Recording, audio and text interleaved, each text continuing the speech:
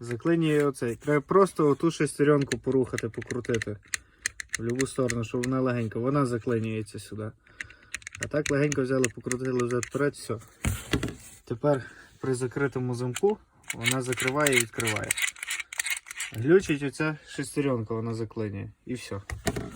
Все, ставимо на місце. Так. Тут попадаємо сюди.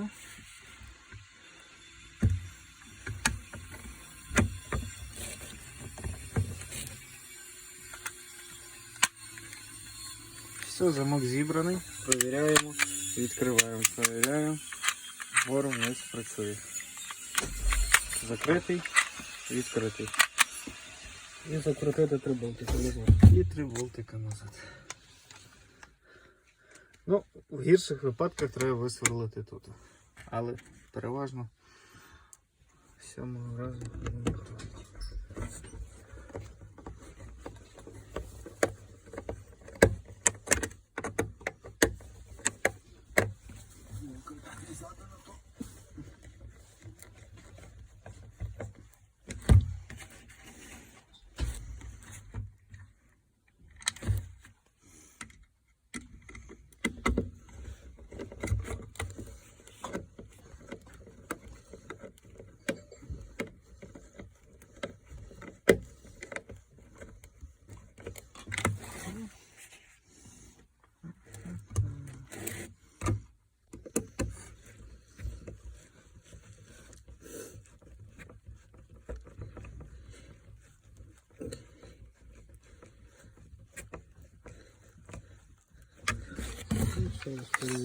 Перевіряємо.